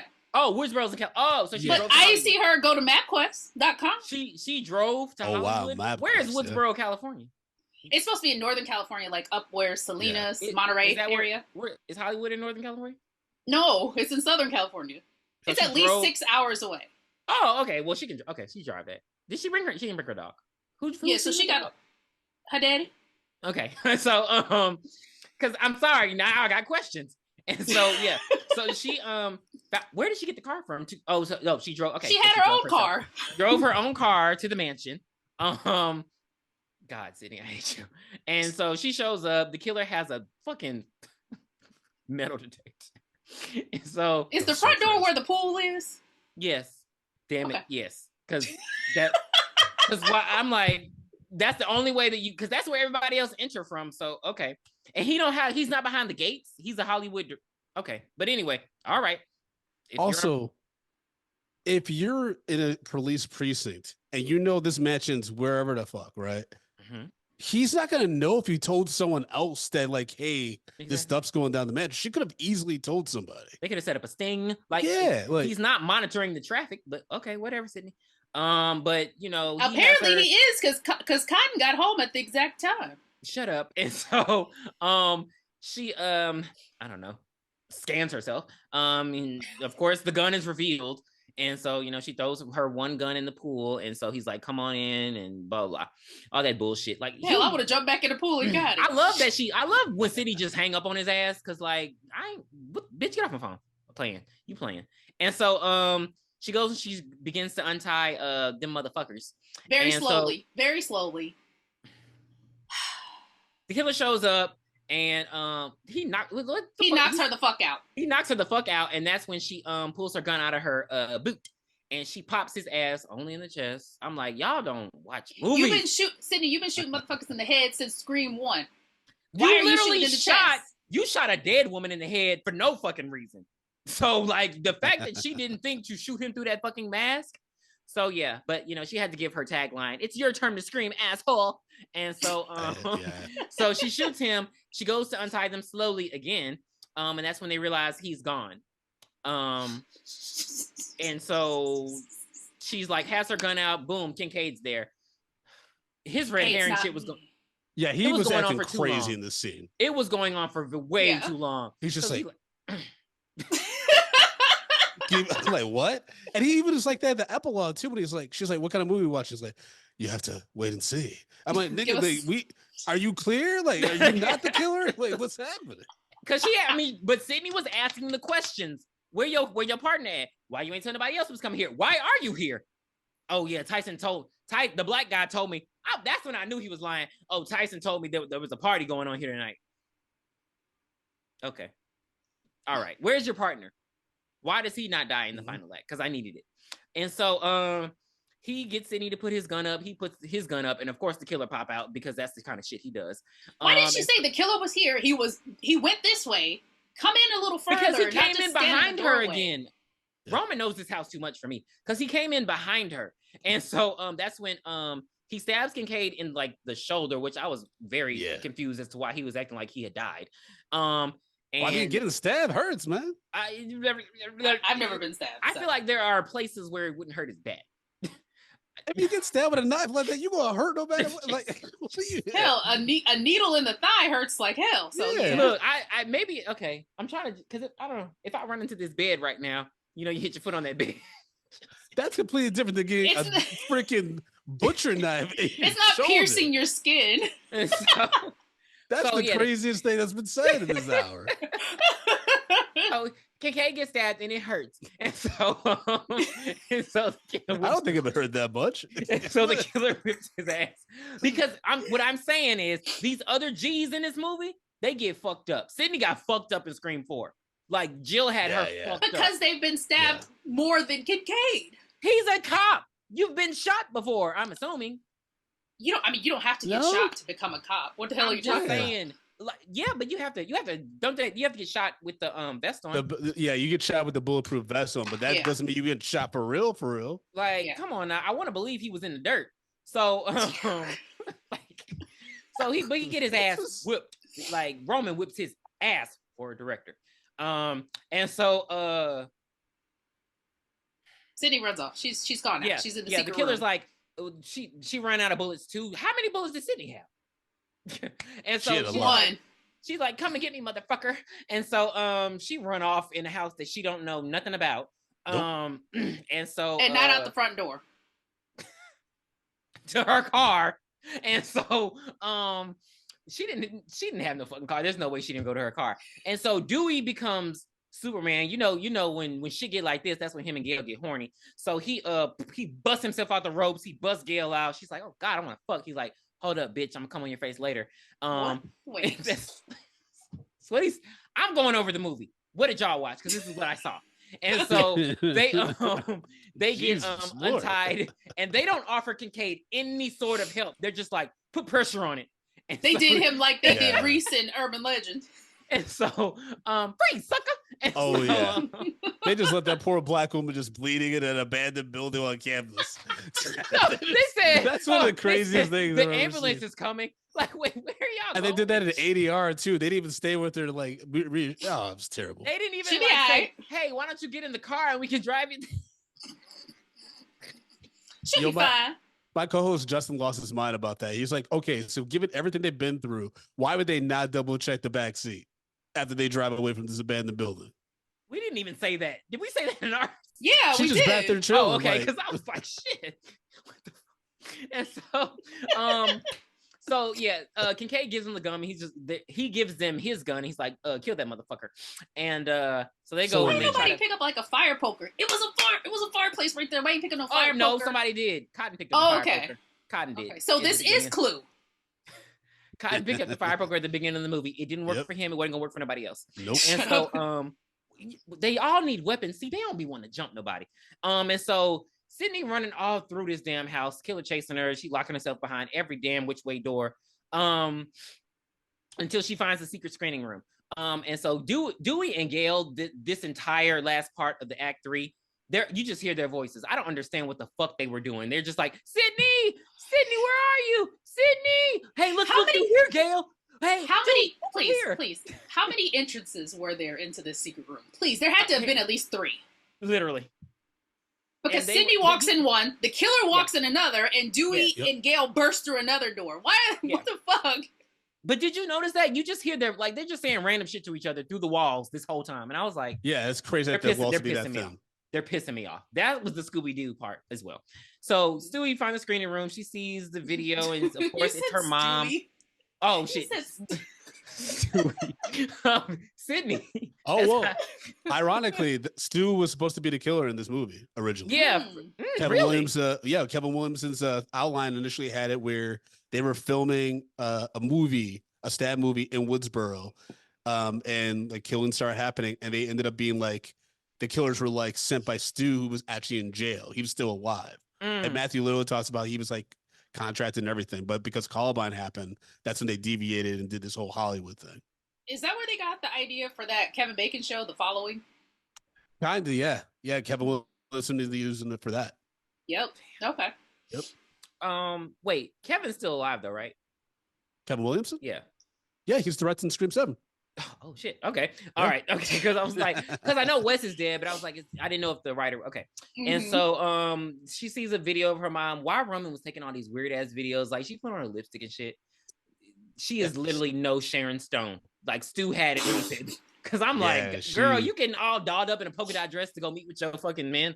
Like, what the I mean, her husband must not have been putting it down because like she was literally with Cotton in the middle of the fucking road. Bitch, what are you doing? Like, and what's the name, Daddy? Billy Daddy. Like, he's not in the hotel room waiting on her. He's outside the motel room waiting on her. Like, he didn't give a fuck. And so here comes the bloody sheet. So she hears her mom's voice and I'm like, he was doing too much. Like, he was doing too much. I didn't understand his issue. And so that's when he reveals himself and she's like, who the fuck are you? And so Roman Bridger, so stupid. Roman Bridger, director. And so that's when within 15 minutes of this, she's like, she meets this nigga. He's like, I'm your half brother. I killed everybody. And then she has to brutally murder him. Like, that's such a City's all fucked up. Yeah. She's not it was okay. like, it was very traumatizing. And so yeah, he's basically just like, she was my mom. She got raped. She was my mom. I went and found her. She said, fuck you, get off my fucking doorstep. That was dumb because if you tell me you're a Hollywood director, come on in. Because I got another child I need to put through college real quick. But yeah, so, I mean, out of all the things, if you're gonna be a deadbeat parent and your child come find you a director, bring your ass up in here. And so yeah, I mean, honestly, at that point, she should have been trying to figure out who was the dad so she can sue these Hollywood executives and make some fucking money. That's what she should have been doing. But instead, she was just like, Rena Reynolds is dead. I don't have no son. Get the fuck out of my face. He's alone. She should have swallowed. I don't think she had a choice. And so, and so, yeah. And so he's basically, yeah, so that's when he's like, okay, so I decided to make a movie of my own. But not film it. He did film it. He followed her. I don't understand this part though, because so he followed her with her affairs. Like, who was he gonna show this to make them kill her? To show Billy and Stu. Yeah, but Billy and Stu, and that's if Billy and Stu weren't crazy, who would you like? What was this for? Like he just got lucky that Billy was fucking nuts, and so, and though he gave Billy all the pointers and how to do the shit, but it just was. I'm a director, Sid. I direct, and so it just fell into his lap because I'm just like. The average person, you show this shit, yeah, he'll be mad at his dad, and he probably just won't talk to his dad. He'll leave with his mom, like Billy should have. I didn't understand how he just knew all this shit, and so yeah, that's why he feels like he killed more. And now he wants to kill Sydney, and it doesn't make any sense to me. No, I thought he wanted to frame her. Well, he wants to frame her. Yeah, but he's still going to kill her. He's going to kill her. Yeah, because he's like, you're going to pay for the life and the family and everything that should have been mine. She's and I'm like, you are a fucking millionaire. And she's like, save the bullshit for somebody else. I don't even know you. Like, literally, like, it was just like, it just gave sob story because I'm like, you're a millionaire. I don't like. Okay, your mom don't want you. Okay, Pay somebody to be your mom, like Homelander like or something. it just felt very privileged. Like motherfucker, get out my face. Yeah. And so that's when he pulls out Milton from the closet, and he explains. He shows like he has a voice recording of Sydney on his voice voice machine, voice modulator. Yeah. And so then he time out. Hold on, please. I need to make a point. When he took off the sheet and he had the mask on and he was talking, like did he put the voice modulator like in front of like a Britney Spears kind of mic or something like that? Because he wasn't holding it up. Sit on it. Sit. I'm not doing this with you today. Do you know how heavy that thing would have been to put in the mask to make his voice? It's so none of it made sense. Because he just knows how to talk like his mom. But then when he pulled it out, it was like, he had in his hand like Iron Man or something. It didn't make sense. Oh yeah, true. He knows how to talk like his mom. Did he pull the mask out like this and then pull it over?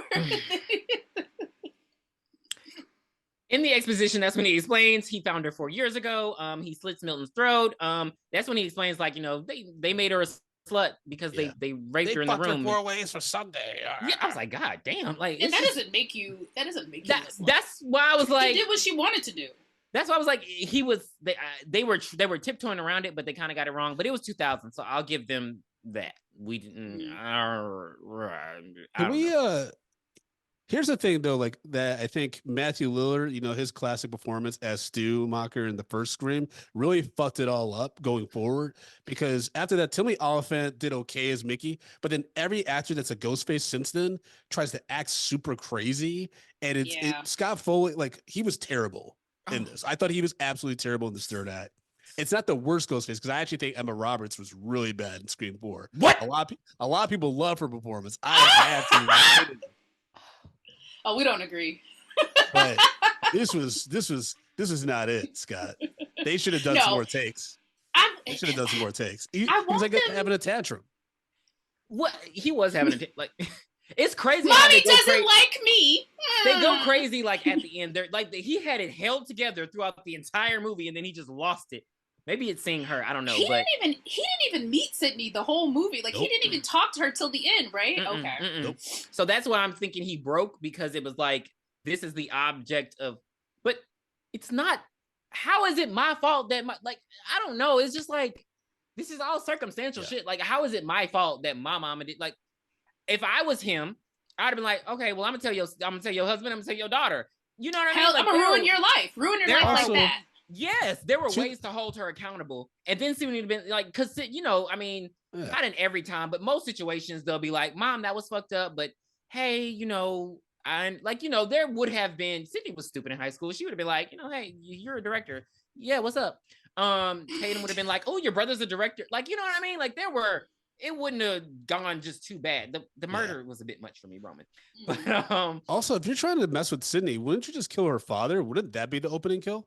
Ooh. You're right. Why would you go at Cotton? Like she doesn't care about Cotton. Well, he was following the script. This is again, they never follow the pattern. Insane. They start with the pattern, and then they just like, oh well, we just gonna forget the audience that heard that because they did that in Scream 2 too when they were like killing people in like because they had the same names. Yeah. And I'm like, but y'all just stopped. Okay. But so yeah, Sydney don't understand why he mad. We don't understand why he mad, but he's pissed. And so they should start whooping. He started whooping her ass. Like they literally are in there fighting like siblings. Like he was beating the shit out of Sydney. If you were the victim of two, serial killers, wouldn't you have gone to like all the self-defense classes? I would know jiu-jitsu. I'd be a black belt. Like it's not like Sydney don't beat. I mean, first of all, she was beating Gail ass every movie, so it's not like she don't know how to fight. And it wasn't like she wasn't fucking him up. It was just she was like, if you gonna knock him on the ground, don't run by his feet so he can trip you. She's seen Three Ninjas. She should have hit him in the hot spots like on Three Ninjas. Light up the eyes, boys. So so they have a very long fight scene this whole time. Yes. And so Dewey shuts the power out and Kincaid comes in. Kincaid comes in and is useless as fucked up. He is useless as fuck. He's all bloodied up and shit. And so Sydney on the ground, the killer come behind him, fuck him up. I'm just, he's the worst cop ever. Like, and so, and he doesn't kill him immediately, but he's looking through, I don't know, his paraphernalia. And so, that's when Sydney's like, found something. She got a fucking knife. He like, and so, no, she's lost something. And he's like, found something. And he shoots her.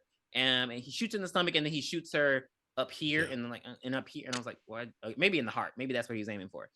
And so, I didn't understand how his plan was going to work at this point.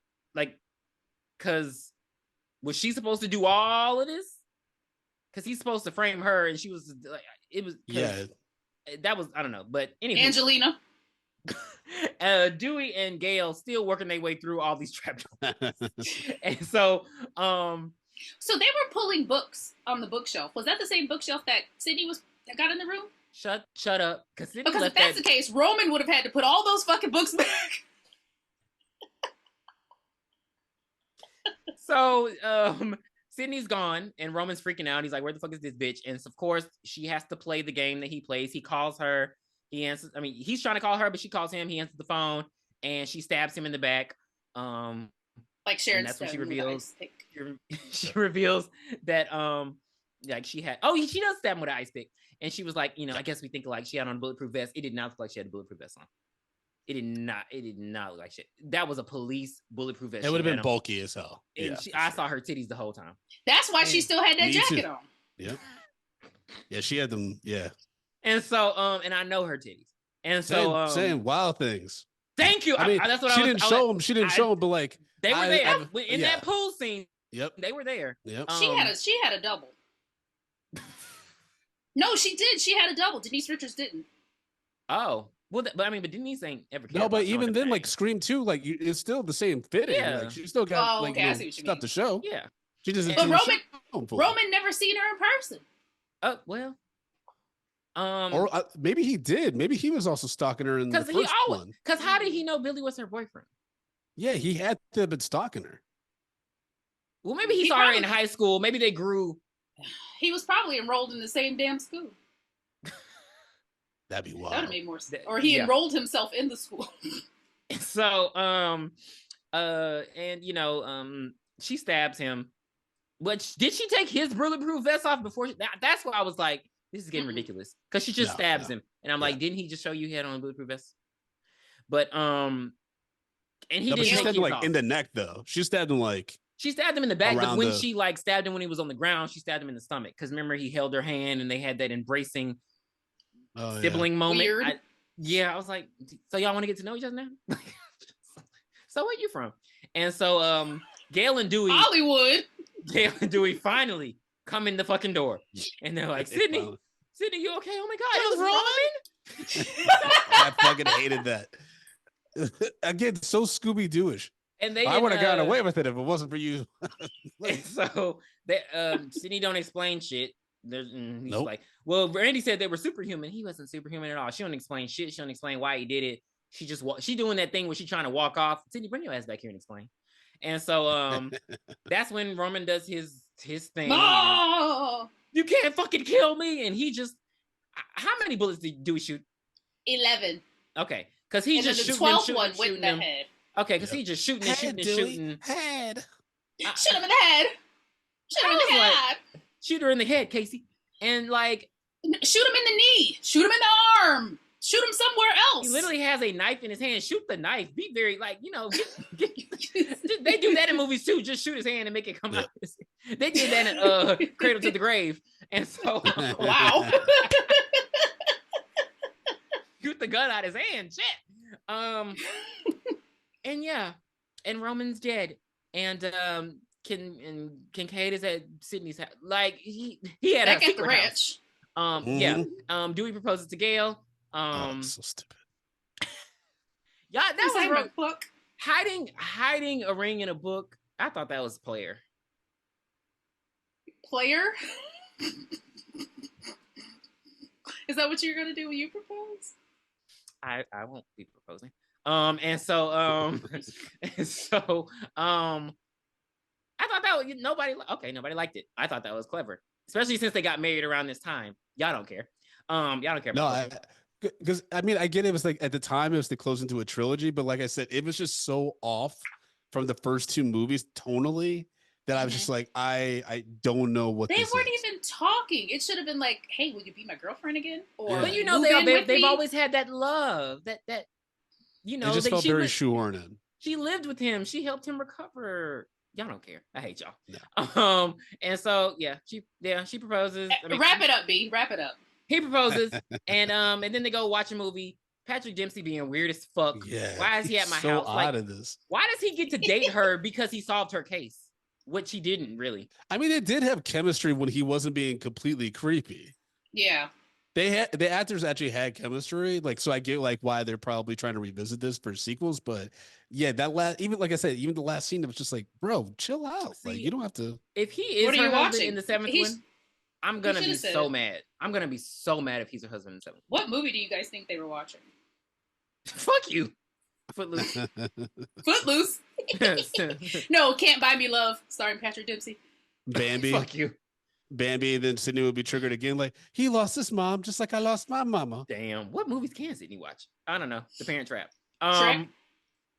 That wasn't out. Was it out in 2000? No, I think it came out 2001 or 2. Oh. He was So being creepy talking about. So Sydney goes into the house, she closes the door, and then the door opens back up, and she's like, huh, bitch, you live in Northern California. There are mountain lions out here. What are you doing? It was supposed to show her evolution, her this was ability like, to let go. I'm not scared anymore. Do you hear it? I'm not afraid anymore. That was her moment. But I was thinking, see, y'all, you gonna have gnats in you live in the forest. Mountain lions. Gnats Mountain lions. I have seen them in person. No. What do you want from her? She's a stupid bitch. She got a dog. Fuck it. Fuck that. She got a dog. Oh, so he can get eaten first. So and that ends the Scream trilogy. I loved the Hollywood aspect of this movie. I loved the Me Too moment. Burning Hill Harvey. I loved it. I don't know. What's your rating? 9 out of 10. Yeah. Wow. Okay, so mine 4.5. Wow. I don't ever want. I think I've only seen this movie twice, and the second viewing was today or yesterday. I don't want to ever see it again. It was too cartoony. I really feel like it was another movie before it was a Scream movie, and I think that would have been a better movie. I didn't like how they played the Angelina part though. Like that pissed me off. Yeah, because they really had her looking creepy as fuck for no reason. They were trying to confuse us, but then here's the killer here, her long lost brother. Yeah, it was so weird. Brandon, what do you give it out of 10? Yeah, I give it a 4. I give it a 4. This is my least favorite Scream though, but this is definitely like the worst looking one, and tonally it's kind of weird. It's really bad, like tonally, because it's not even violent. Like it's not even scary. It's not violent. Like it just doesn't feel like a Scream movie half the time. Even the voice is kind of off at some points. I'm like, everyone was off their game on this one. At least Scream 4, there were some interesting things there. Like, even though I have a lot of problems with that one, but this one was just like, why? Why'd y'all have to rush this? Why'd y'all have to do this? Just like Child's Play 3, it's the Curse of the Three. Oh yeah. Shit. At least that one was so fucking that was still totally in line with the first two. Just so batshit crazy. Yeah, they just made Andy Asian. Asian? Why do I have to keep explaining this to you? That actor is Asian. Okay. I hate you so much. And the girl's name was De Silva. We called her DeSantos. DeSantis. In one of the older episodes. But Brandon, you gave me like a good idea how you said that all of the past victims should come and be the killers in Scream 7. And I definitely think the opening kill should be Sydney's father. That's the only reason why she's back at it. Well, I think they said, I don't think this counts, but I feel like they said that he was dead at this point. Like by the time Scream 4, he's supposed to be dead. That's why she doesn't stay with him when she goes home. Yeah, because it's like 11 years later. Yeah, because like Scream 4 came out like 11, 12 years later. But did they say he was dead? No, they didn't say it. I'm just saying like the director or the writer or something was like, he's dead. I think they just like hand waved it away because why else would she stay with Jill and her mom? She would have stayed with her dad. I think with Scream 7, the opening kill will probably either be Kirby or if they really want to rock the boat and shake things up, it'll be Gale. It needs to be Gale. It has to be Gale. I think it should be Gale. But I don't like the fact that I don't even like the fact that Dewey died, so that pisses me off that y'all are saying that. Dewey should die in part 1. Because Because my thing is damn, they shouldn't have done that with her dad. But they can retcon and bring it back. Because I feel like they've never, in all the sequels, I feel like they've never addressed the Roman aspect of it. He's like, I understand that people don't like Scream 3, but they still can't just leave it out like it didn't happen. Like her half brother did do something, and they address everything else. And like he didn't have a life too. Like there there should have been more fallout with that. Yeah, so I feel like, I mean, he was a Hollywood director for how many years? Like, come on now, he knows somebody who cares about him, right? Like, yeah. So that's gonna be the killer. It's gonna be Roman's fan club in the next movie, or maybe his adoptive family, or his girlfriend, like how Angelina was supposed to be his girlfriend or his lover or something. Like maybe he has another lover who was just tortured by it. Because I mean, if the dad of the killers from the 5th movie can be the killer in the 6th movie, why can't we? I mean, you can do something. Okay, Billy's dad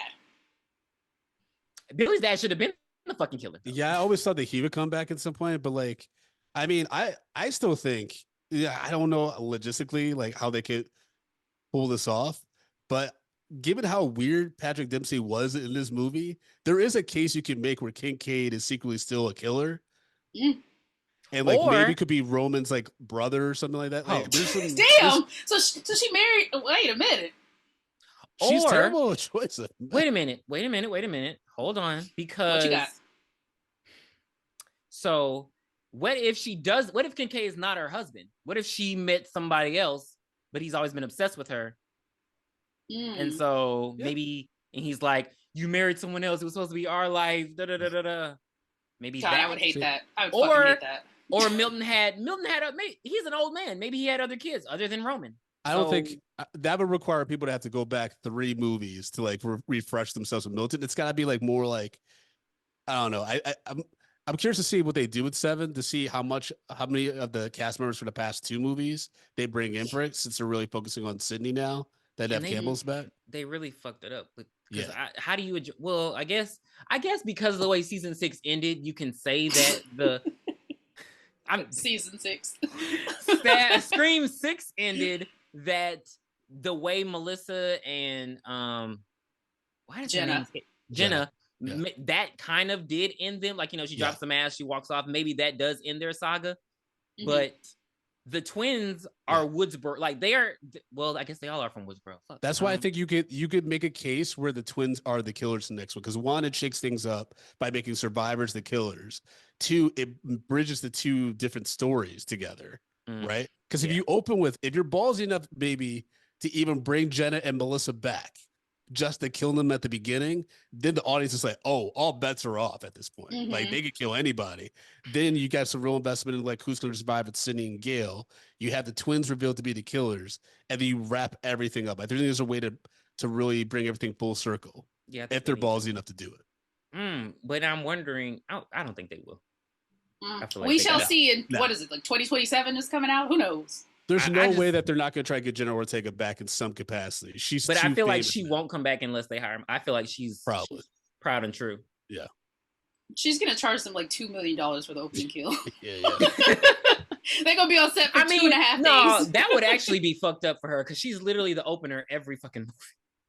Every movie she's the No, not in 7. Not 7, 6, I'm sorry. 6, it was the random chick from Ready or Not. Oh, yeah. Yeah, I think it's time for a black killer. You're right, Brandon. I'm gonna go with it. I mean, they not black, but they black. But I mean, yeah, but it's also like that could make sense too. Like, you can make a cause for them to be the killers, and in a way, you can make it where they could have been the killers. They could have been the masterminds behind everything. That would piss their fandom off so much, because they love those fucking twins. I know, but they love those fucking. You gotta black person do one thing wrong, it's over for you. And we haven't had a black killer. You're right, but because I mean, the idea of bringing Sydney back, it has to be somebody who you just can't have it be somebody random. They have to have met her. They have to have some grudge with her. It has to. Joel. Fuck you.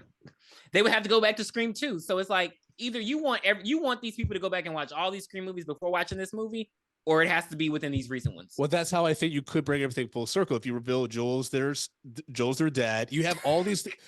For real, you could literally bring back her everybody. And Joel wouldn't make those kids. That would be nuts. Yes, they would. Stop playing. Not that mix.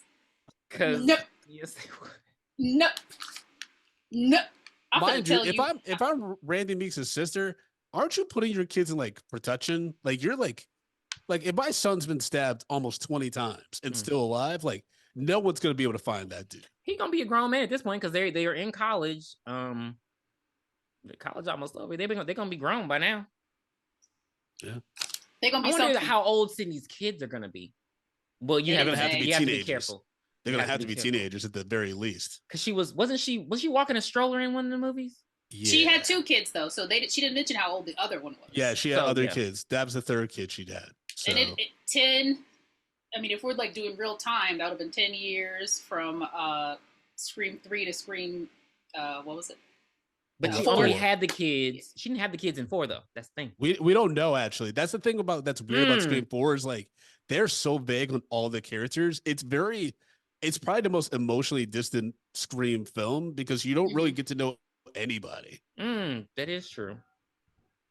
It's a very odd movie, and that's the first one where I was able to peep the killer real quick. Where you got both of them? I got Jill real quick. I knew, really? and then I got Jill before I got the Culkin kid. Yeah, because I got Jill too. I remember telling my wife, like when we were watching the theater, I'm like, she keeps disappearing. When Sydney's like, stay here, she's not there. I'm like, she's the killer. I just didn't know why she was doing it. I was trying to figure out why. That was maybe y'all are. Maybe it's because y'all watch horror movies. No, because I didn't get it because because she watched her best friend die across the street, so I was like, oh, it can't be her. I didn't think it was gonna be 2 killers though. To Tiffany's point is, I watched too many of these movies. Like Scream 5, I knew who the killer was. I knew who at least one of the killers was before I even saw one frame in the movie. That's amazing. Yeah. I watched the movie the other day, and like somebody said something, and I was like, oh, he's the killer. It was like 3 minutes impossible. in. That's I'm not impossible. lying. I'm not lying. And you can catch it. I knew one of the killers for Scream 6 too, because there's a certain formula now where I'm like, okay, Jack Quaid, he's hot off the boys. He's not going to do this just to be like a goofy boyfriend. Like he's going to be a killer. Same with Dermot Malloy. I'm like, oh, he's going to be a killer. If they don't get killed in that first scene, they're the killer. Yeah, that's crazy. Well, anyway. Well, you mean popular? Oh, okay, popular. Yeah, okay. Popular in the world, in the real world. Yeah. Mm-hmm. This is when we start getting real. Well, thank you so much, Brandon, for joining us. Thank you for having me. This was great. Fun. I love talking Scream, so I could do that. Pierre, I'm not doing this whole franchise. Oh, you say that. I know. I'll give in. But yeah, so be sure to tune in next week. I'm about to get so mad, aren't I? I'm about to get so mad. We already talked about it. We're going to do Urban Legends Final Cut. Oh, no, that's not what I was thinking. I heard it was bad, though. It's so bad. Oh, that is. And really I said bad. it wrong. Reese is in this movie. I fucked up. But Reese is really in this bad. movie. Oh, yeah. No, I thought you were going to say something else. So my boyfriend hates scary movies. And I was like, okay, watch this one. It's not that scary. The whole time he was like, what the fuck is this? What is this? It's got one. The opening is the worst part about it. The opening is the scariest, freakiest part about it. After Snakes that's on a just plane. terrible. Yeah. It's terrible. But Eva Mendes is in this movie. Oh, I forgot she is. Yeah. She's playing a lesbian. You'll like it. Luck. You'll enjoy it. Don't worry. Okay. Don't worry. All right. Well, thank you so much. We have fun. And we'll see you guys next time. Bye. Bye. Where's the stop button? I do this every time. You better. Where did you hide it, Dan?